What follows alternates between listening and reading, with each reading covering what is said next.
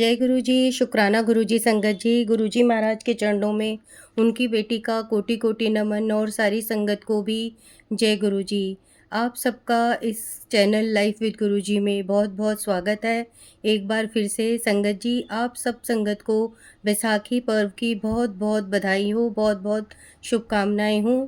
आज मैं ये रिकॉर्ड कर रही हूँ सत्संग, पर हो सकता है कि आपको अगले दिन सुनने के लिए मिले, लेकिन मैं आज ही आपको बैसाखी की बहुत-बहुत बधाई देना चाहती हूँ। संगत जी, आप सब जानते हैं कि बड़े मंदिर में कुछ पर्व जो हैं वो बहुत विशेष रूप से मनाए जाते हैं। जब गुरुजी हमारे फिज़िकल फॉर्म में थे उस समय भी और आज भी, और उनमें से बैसाखी का पर्व एक है जो कि संगत बहुत धूम-धाम से बड़े मंदिर में मनाती है और पहले भी मनाई जाती थी जब हमारे गुरुजी चोले में थे। गुरुजी को भी बहुत चाव होता था बैसाखी पर्व को मनाने का, और वो अपनी संगत के साथ बड़े धूमधाम से बहुत अच्छे से बैसाखी का पर्व मनाते थे संगत जी। और वैसे भी बैसाखी आप जानते हैं कि पंजाब का एक मेन फेस्टिवल है, और गुरुजी इसीलिए उस फेस्टिवल को भी बड़े मंदिर में बहुत अच्छे से संगत के साथ मिलकर मनाते थे, और उसमें कल्चरल प्रोग्राम भी रखते थे संगत जी गुरुजी, जिसमें कि पंजाब से बहुत अच्छे-अच्छे आर्टिस्ट बुलाकर उनके साथ प्रोग्राम होता था। और शबद गुरबानियाँ तो चलती थी, लेकिन गुरुजी उस समय बैसाखी के फंक्शन में बहुत मतलब कि संगत के को नचवाते भी थे और बहुत अच्छे प्रोग्राम होते थे। तो संगत जी उस समय संगत को सबको ये पता था कि अगर हम गुरुजी के सामने नाचेंगे तो गुरुजी कहते थे कि जब तुम मेरे सामने नाचते हो तो मैं तुम्हारे पूरा एक्स-रे कर देता हूँ और शरीर की एक-एक बीमारियाँ ठीक कर देता हूँ। तो इसीलिए संगत जी, जिनको नाचना भी नहीं आता था वो संगत भी गुरुजी के सामने नाचती थी, क्योंकि गुरुजी कहते थे कि अगर तुम गुरु के सामने नाचोगे तो फिर तुम्हें ज़माने में किसी के सामने नाचने की ज़रूरत नहीं पड़ेगी। तो इसलिए संगत जी सब अपना सौभाग्य समझते थे कि हाँ, हम गुरुजी के साथ सामने नाच रहे हैं। और संगत जी एक बार मैं भी बड़े मंदिर गई हूँ बैसाखी के मौके पर, और बहुत इस बार तो मैं नहीं जा पाई, लेकिन हाँ, एक बार मैं भी गई हूँ।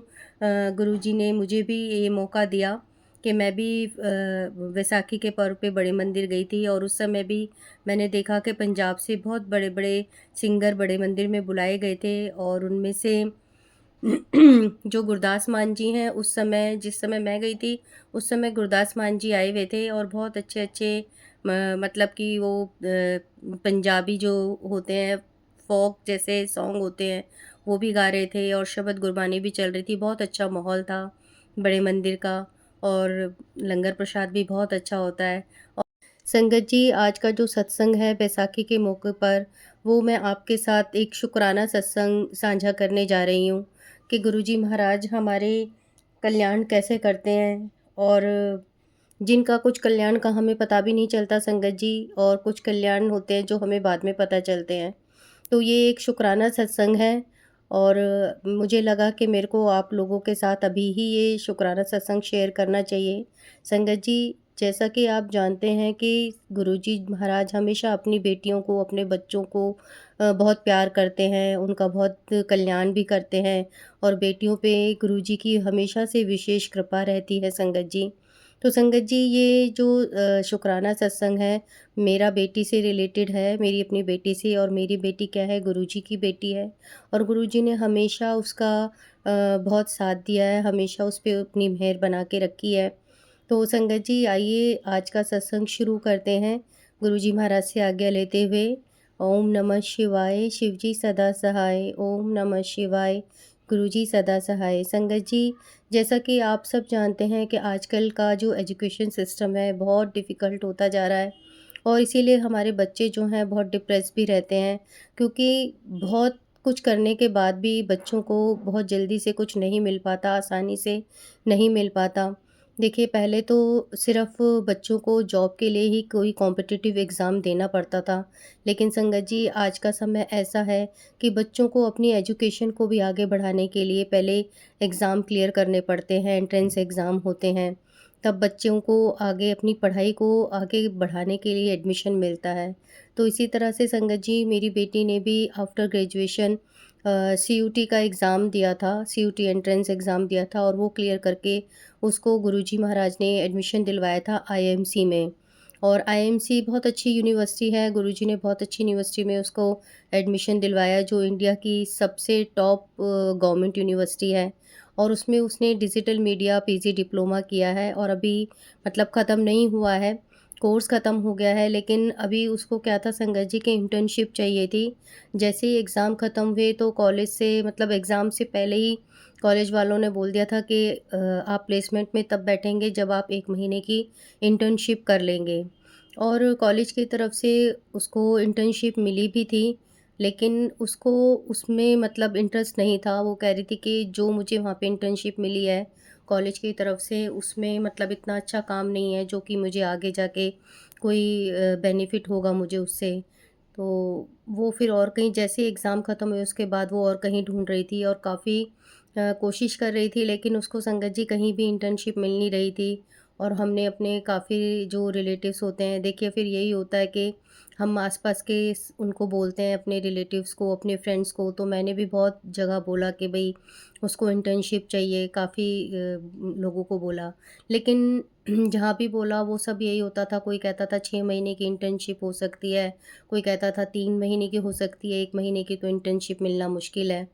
और उसने लिंक्डइन पे भी डाला हुआ था संगत जी, लेकिन वहाँ से भी कोई ठीक से रिस्पॉन्स नहीं आ रहा था, तो काफ़ी परेशान हो गई थी वो भी कि मेरे को कहीं से भी मतलब इंटर्नशिप के लिए नहीं आ रहा। और ऑलमोस्ट क्लास के सब बच्चों को इंटर्नशिप मिल गई थी और उन सब की मतलब शुरू हो गई थी। और 5 मई से प्लेसमेंट शुरू होनी है कॉलेज में, तो इसलिए उसको ये हो रहा था कि भई सबको प्लेसमेंट मिल गई है, लेकिन मेरे को वो सॉरी इंटर्नशिप मिल गई है पर मुझे नहीं मिल रही। तो लेकिन हाँ, ये है कि हमेशा वो उ उसने एक होप रखी कि गुरुजी जो करेंगे मेरे लिए बेस्ट करेंगे। क्योंकि उसने कभी अपने मुँह से नहीं कहा, लेकिन मैंने उसे जैसे बच्चे इंस्टाग्राम पे अपनी स्टोरी डालते हैं, पोस्ट डालते हैं, तो मैं उसमें देखती थी उसका कि वो उसके उसमें यही समझ आता था कि वो यही लिखती थी कि जो भगवान करते हैं, वो उनके लिए बेस्ट करते हैं। हमारी सोच से अच्छा करते हैं भगवान। तो मुझे थोड़ा तसल्ली होती थी कि चलो इसको अभी मतलब भी फेथ है, इतना वो नहीं है। लेकिन हाँ, मैं भी अंदर से बहुत परेशान हो गई थी कि किस तरह से इंटर्नशिप मिलेगी, इतनी जगह बोला है लेकिन कहीं काम नहीं हो रहा। और सब बच्चों की शुरू हो गई है। तो बहुत आप समझ सकते हैं संगत जी के जब बच्चों की बात आती है, बच्चों के फ्यूचर की, बच्चों की एजुकेशन की, किसी भी तो पेरेंट्स बहुत परेशान हो जाते हैं और उसी तरह से हम भी बहुत परेशान हो गए थे। और फिर मैंने उसको बोला कि तुम क्यों नहीं अपने टीचर से बात करते हो? तो 1-2 बच्चों को नहीं मिली थी, 2-3 बच्चों को नहीं मिली थी क्लास में, तो उन्होंने फिर अपनी टीचर से बात की कि भई हमें कहीं भी इंटर्नशिप नहीं मिल रही है। तो उनके जो टीचर्स हैं बहुत अच्छे, मतलब उन्होंने बहुत सपोर्ट किया, बहुत अच्छे मैं बोलूँगी उनको कि इतने बच्चों को सपोर्ट करने वाले टीचर मिले। एचओडी भी बहुत अच्छी थी उनकी। और उन्होंने बोला कि जब तक आप हमें बताओगे नहीं तो हमें कैसे पता चलेगा कि आपको इंटर्नशिप नहीं मिली। फिर उन्होंने उन्हें बुलाया और 2-3 कंपनियों में उनके नाम दिए। तो जो मेरी बेटी का है, उसका उन्होंने एनटीपीसी में नाम दिया था, वहाँ के इंटर्नशिप के लिए। लेकिन वो कह रहे थे कि वहाँ से मेल आएगा और उसके बाद ही कन्फर्मेशन होगा। तो संगत जी 3-4 दिन हो गए लेकिन वहाँ से मेल नहीं आ रहा था। और क्योंकि बीच में सैटरडे संडे हो गया था, तो वो एक गवर्नमेंट ऑर्गेनाइज़ेशन है, तो वहाँ तो सैटरडे संडे ऑफ होता है, तो इसलिए भी नहीं मेल आ रहा था। तो लेकिन परेशान हो रहे थे कि भई कब होगा, कब होगा? और मुझे ये लग रहा था कि मंडे को 7 तारीख है, तो मैं गुरुजी से ऐसे ही पूजा करते हुए मैं सोच रही थी और मैं अपने मन में गुरुजी को नहीं बोला, लेकिन मन में सोच रही थी कि गुरुजी मंडे को और 7 तारीख है, तो उस दिन तो ज़रूर कुछ ना कुछ आप गुड न्यूज़ दे ही दोगे, ऐसे मेरे मन में विश्वास था, ऐसा मैं सोच रही थी। हालाँकि गुरुजी को नहीं बोला था। और जब मंडे आया तो मंडे को भी कुछ नहीं हुआ संगत जी। उस दिन भी वहाँ एनटीपीसी से कोई कॉल नहीं आया और भी कहीं से नहीं आया। तो थोड़ा-सा मेरे मन में भी वो हो गया कि मतलब भई क्या हो रहा है? और ऐसे तो आगे तारीखें बढ़ती रहेंगी, 5 तारीख से तो प्लेसमेंट शुरू हो जाएगी। उसके नेक्स्ट डे संगत जी मेरी बेटी ने लिंक्डइन के थ्रू कई जगह वो इंटरव्यू दे रही थी, ऑनलाइन घर से इंटरव्यू हो रहे थे उसके, और वो बहुत सारा काम देते थे, बहुत सारे कि भी हमारे ये प्रोजेक्ट कंप्लीट करो, तब हमें भेजो फिर हम देखेंगे। तो इस तरह से उसने 2-3 जगह उसको कॉल आया और उसने मतलब वो सब काम करा, प्रोजेक्ट कंप्लीट करे, रात के 3-3 बजे तक बैठ के उसने अपना वो कंप्लीट करके भेजा कि मॉर्निंग के 11 बजे तक ही वो उसको सबमिट करना था। तो उस दिन उसको फिर नेक्स्ट डे वहाँ से कॉल आ गया कि ठीक है, आपने जो वो भेजा है वो हमें पसंद है और आप आज से ही मतलब आप आ जा सकते हो कि नहीं। उनकी तरफ से मेल आया, लेकिन उसी दौरान फिर एनटीपीसी से भी मेल आ गया कि आप लोगों का वहाँ पे हो गया है। तो जय गुरुजी, शुक्राना गुरुजी। संगत जी, तो इस तरह 8 या 9 तारीख को शायद एनटीपीसी से भी उसको कॉल आ गया, मेल आ गया सॉरी, कि मतलब आपका कंफर्म हो गया है। और गुरुजी ने इस तरह से 10 तारीख से उसको एनटीपीसी में जो इंटर्नशिप थी वो जॉइन करवा दी। और वहाँ पे उसको बहुत अच्छा जो वो करना चाहती थी वही उसको दिलवाया गुरुजी ने। जैसे कि 1-2 जगह उसने अप्लाई करा था, कहीं पावर पॉइंट से रिलेटेड आ रहा था, कहीं कुछ था, तो वो कह रही थी नहीं, ये मुझे ये सब करना नहीं है। तो गुरुजी ने उसको इतनी अच्छी जगह इंटर्नशिप दिलवाई संगत जी, जो 1 महीने की चाहिए थी, और जो उसको काम करना था उस इंटर्नशिप में वो वैसा ही मिला। तो इसलिए संगत जी, गुरुजी महाराज हमारा इतना ध्यान रखते हैं, मतलब ये हम सोचते हैं कि गुरुजी महाराज को हमारी चिंता नहीं है, लेकिन नहीं, गुरुजी महाराज को हमारी बहुत चिंता होती है संगत जी।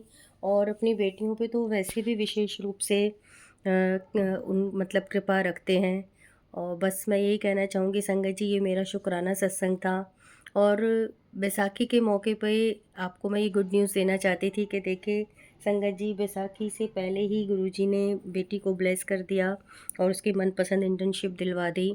उसके लिए गुरुजी का लख लख शुक्राना है। पहले मैं सोच रही थी कि अभी मैं ये सत्संग शेयर नहीं करूं, पर मुझे लगा नहीं, हम ऐसे ही संगत जी सोचते हैं कि चलो कोई नहीं, ये तो छोटी बात है, लेकिन हम वो जब नहीं होती है ना संगत जी, तब पता चलता है कि वो हमारी लाइफ में कितना अफेक्ट करती है। इसलिए हमें हर चीज़ का गुरुजी को उसी समय शुक्राना करना चाहिए, लख लख बार शुक्राना करना चाहिए। और इसीलिए मैं गुरुजी का तहे दिल से बहुत-बहुत शुक्राना करती हूँ और गुरुजी से अरदास करती हूँ कि गुरुजी सब बच्चों पर अपनी इसी तरह मेहर बनाए रखें, सबका कल्याण करें, सर्बत दा भला करें।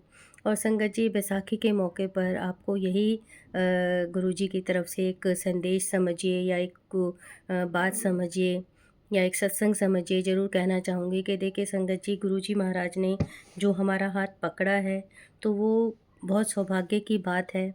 जब हम गुरुजी के नाम जपते हैं संगत जी, तो वो एक हमारे माथे पे स्टैम्प लग जाती है नाम जप-जप के, और उस स्टैम्प को हम नहीं देख सकते। वो एक भगवान देख सकता है या एक परलोक में जब यमराज होते हैं वो देख सकते हैं कि हाँ, ये नाम जपने वाले हैं, गुरुजी के भगत हैं। तो हम इतने सौभाग्यशाली हैं संगत जी कि हम अगर जब हमें यहाँ से मोक्ष मिले ना मिले, लेकिन हाँ, गुरुजी की संगत का ठप्पा ज़रूर हमारे ऊपर लग गया।